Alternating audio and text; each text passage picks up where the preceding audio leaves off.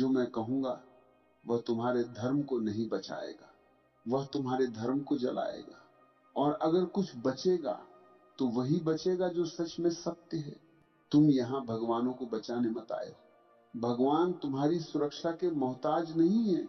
तुम यहां अपनी झूठी सुरक्षा बचाने आए हो, अपने विश्वास, अपनी धारणाएं, अपनी परंपराएं। धर्म ने तुम्हें आजाद नहीं किया, धर्म ने तुम्हें सभ्य गुलाम बना दिया है। और सबसे खतरनाक गुलामी वही होती है जिसे गुलामी कहा ही नहीं जाता। आज मैं जिन नामों का उच्चारण करने जा रहा हूं, कृष्ण, बुद्ध और राम, अगर ये नाम तुम्हारे भीतर श्रद्धा पैदा करते हैं तो तुम अभी बच्चे हो। श्रद्धा अंधी होती है और अंधे लोग कभी जाग नहीं सकते। कृष्ण को तुमने भगवान बना दिया, इसलिए तुमने उन्हें समझना छोड़ दिया। बुद्ध को तुमने त्यागी बना दिया, इसलिए तुमने जीवन को दोषी मान लिया। राम को तुमने मर्यादा का पुतला बना दिया, इसलिए तुमने करुणा को नियमों के नीचे दबा दिया। मैं यहां इन महापुरुषों की रक्षा करने नहीं आया हूं, उन्हें तुम्हारी रक्षा की जरूरत नहीं। मैं यहां तुम्हें उनसे बचाने आया हूं, तुम्हारी गलत समझ से, क्योंकि गलत समझा गया। सत्य झूठ से भी ज्यादा जहरीला होता है। तुम मूर्ति तोड़ने से डरते हो, लेकिन मन में बैठे भगवान से नहीं डरते। बाहर की मूर्ति तो दिखती है, अंदर की मूर्ति तुम्हें दिखाई ही नहीं देती, वही तुम्हें गुलाम बनाती है। मैं तुम्हें शांति नहीं दूंगा। शांति तुम्हारे अहंकार को बहुत पसंद है। मैं तुम्हें बेचैनी दूंगा, क्योंकि बेचैनी ही जागरण की शुरुआत है। आज मैं सवाल खड़े करूंगा, और ध्यान रखना, सवालों का कोई उत्तर नहीं दूंगा, क्योंकि उत्तर मृत होते हैं, सवाल जीवित होते हैं। अगर तुम यहां आस्था लेकर आए हो तो अभी चले जाओ, यहां तुम्हारा कुछ नहीं है। और अगर तुम यहां अपने भीतर के झूठ को जलते हुए देखने का साहस लेकर आए हो तो ठहरो, क्योंकि जो मैं कहने जा रहा हूं वह न हिंदू है, न बौद्ध है, न धार्मिक है। वह सिर्फ निर्दय सत्य है। और इस निर्दयता की शुरुआत मैं कृष्ण से कर रहा हूं, क्योंकि कृष्ण सबसे आकर्षक भी है और सबसे खतरनाक भी।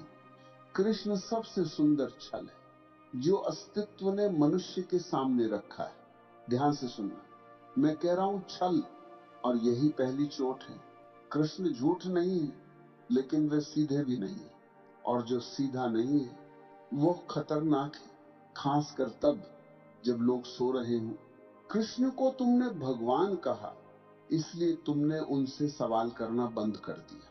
और जिस दिन सवाल बंद हो जाते हैं उस दिन धर्म मर जाता है। कृष्ण बुद्ध नहीं है, बुद्ध तुम्हारे सामने नग्न खड़े हैं। न कोई रणनीति, न कोई चाल। कृष्ण कपड़े पहनते हैं, मुस्कुराते हैं, बांसुरी बजाते हैं और तुम्हें सम्मोहित कर लेते हैं। यही उनकी शक्ति है और यही उनका अपराध भी है। कृष्ण सत्य को सीधे नहीं कहते, वे सत्य को परिस्थिति में छिपाते हैं। वे उपदेश नहीं देते, वे खेल रचते हैं। अब ध्यान रखना, खेल खेलने के लिए जागरूकता चाहिए। जो जागरूक नहीं है वह खेल में मोहरा बन जाता है।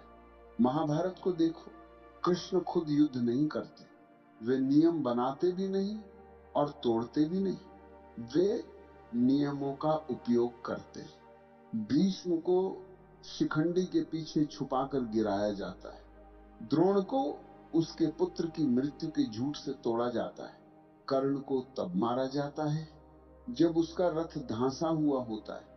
अब मैं पूछता हूं, क्या ये धर्म है?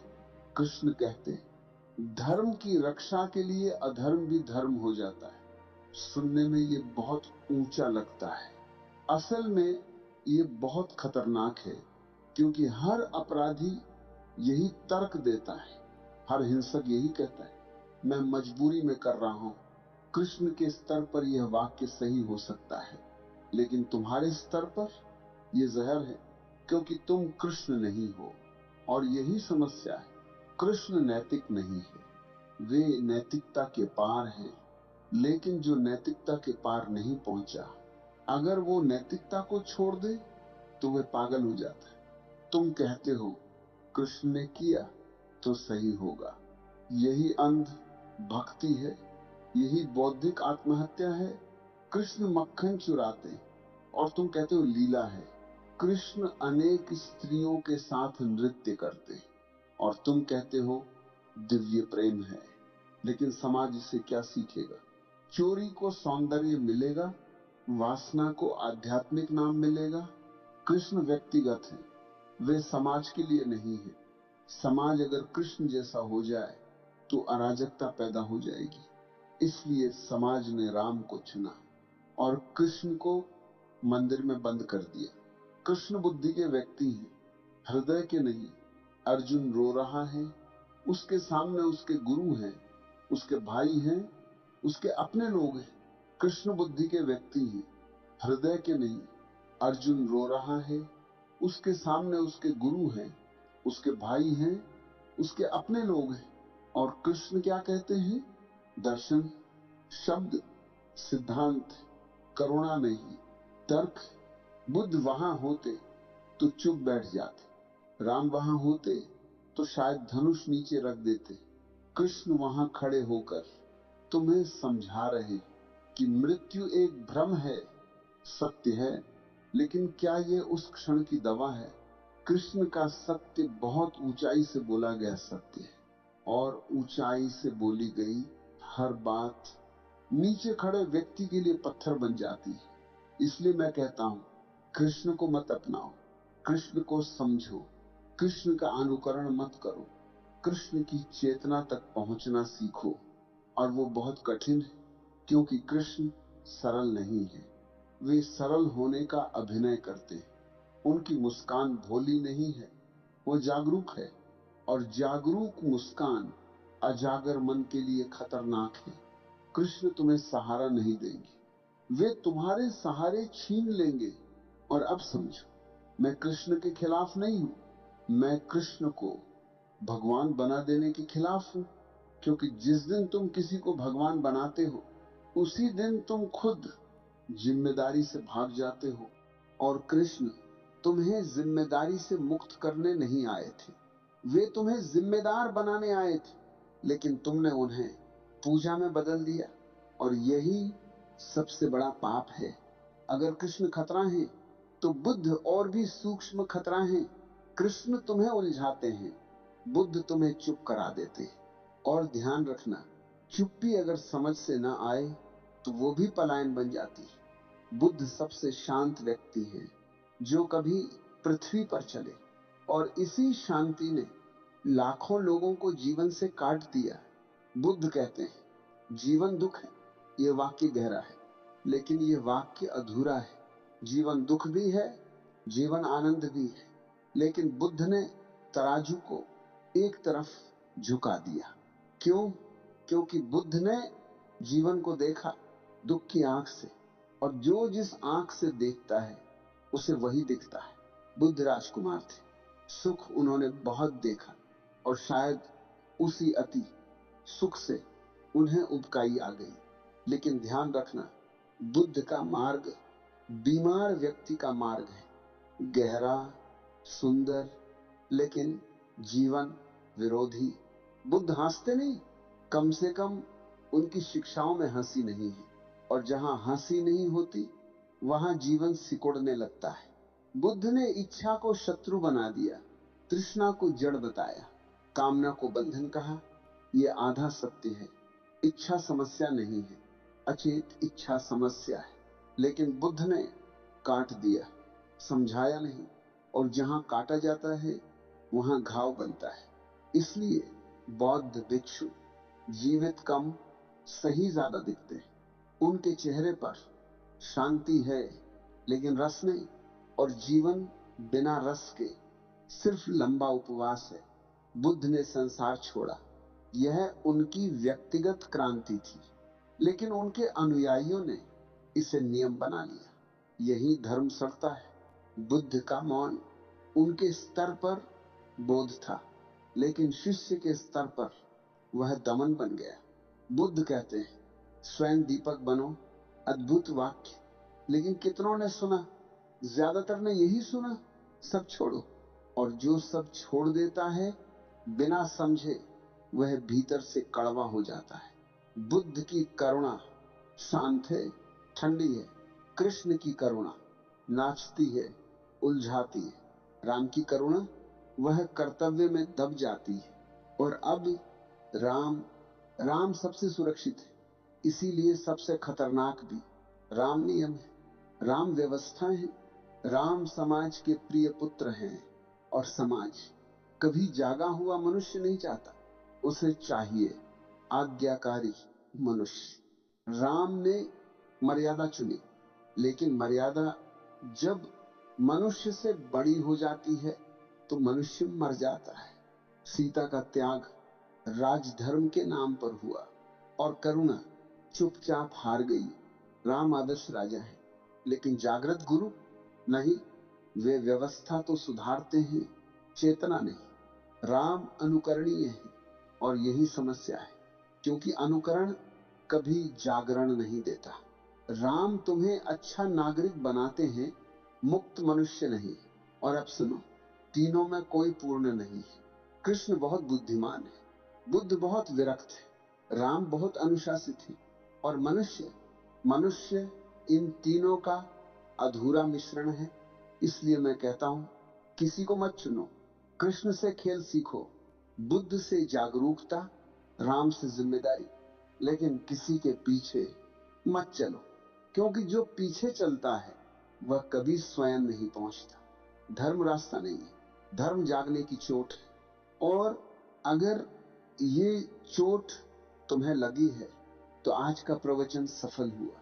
अब जो मैं कहने जा रहा हूं वह सबसे सूक्ष्म है और इसीलिए सबसे अधिक खतरनाक भी।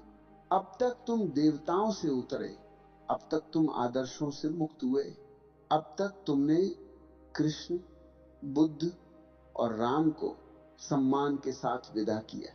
लेकिन एक चीज अब भी बची है, और वही सबसे आखिरी जाल है, वह है खोज। मन कहता है मैं सत्य खोज रहा हूं, मैं आत्मज्ञान चाहता हूं, मैं मुक्त होना चाहता हूं। लेकिन ध्यान रखना, खोज भी पलायन हो सकती है। सत्य कहीं दूर नहीं है, अगर वह दूर होता तो कभी मिलता ही नहीं। सत्य इतना पास है कि तुम उसे पहचान ही नहीं पाते। वह तुम्हारे देखने में है, लेकिन तुम्हारे विचार में नहीं। मन भविष्य में जीता है, मन कल चाहता है, मन लक्ष्य चाहता है, लेकिन सत्य का कोई कल नहीं। सत्य केवल अभी है, और अभी में मन टिक नहीं सकता। इसीलिए मन ध्यान को भी तकनीक बना लेता है। लोग मुझसे पूछते हैं कौन सा ध्यान करूं, कितनी देर करूं, कैसे करूं। जैसे ही तुमने पूछा कैसे, तुम चूक गए। ध्यान कोई क्रिया नहीं, ध्यान तुम्हारी स्वाभाविक अवस्था है। क्रोध उठे, उसे देखो। कामना जगे, उसे देखो। ईर्ष्या आए, उसे देखो। कुछ बदलने की कोशिश मत करो, बदलने की कोशिश ही बंधन है। देखना पर्याप्त है, लेकिन यहां भी मन एक चाल चलता है। वो कहता है अब मैं साक्षी, अब मैं ऊपर उठ गया। और यहीं आध्यात्मिक अहंकार पैदा होता है। धार्मिक अहंकार सबसे सूक्ष्म होता है और सबसे ज्यादा जहरीला भी। कृष्ण भक्त कहता था मैं लीला समझ गया हूं। बौद्ध कहता था मैं आसक्ति से मुक्त हूं। अब साधक कहता है मैं साक्षी हूं, लेकिन साक्षी भी अगर पकड़ा गया तो बंधन बन जाता है। साक्षीपन को भी छोड़ना पड़ता है। यही अंतिम छलांग है। जब देखने वाला भी घुल जाता है, तब केवल देखना बचता है। उस क्षण कोई बुद्ध नहीं, कोई कृष्ण नहीं, कोई राम नहीं, यहां तक कि तुम भी नहीं। अब डर लगेगा, क्योंकि अब पकड़ने को कुछ नहीं। लेकिन यही वास्तविक स्वतंत्रता है। स्वतंत्रता का कोई स्वाद नहीं होता, जिसमें स्वाद है वह अभी भी बंधन है। लोग मुझसे पूछते हैं मुक्त व्यक्ति का जीवन कैसा होता है। मैं कहता हूं बहुत साधारण, वह बाजार जाता है, सब्जी खरीदता है, हंसता है, रोता है, लेकिन भीतर कोई गांठ नहीं रहती। घटनाएं होती हैं लेकिन घाव नहीं बनते। यही मुक्ति है। मुक्ति कोई असाधारण अनुभव नहीं है, वह अनुभवों से मुक्ति है। अगर तुम अब भी किसी विशेष अनुभव की प्रतीक्षा कर रहे हो तो तुम अभी भी मन में हो। सत्य कोई घटना नहीं, वह पृष्ठभूमि है जिसमें सारी घटनाएं घटती हैं, और पृष्ठभूमि कभी चमकती नहीं। इसलिए बुद्ध चुप थे, इसलिए कृष्ण नाचे।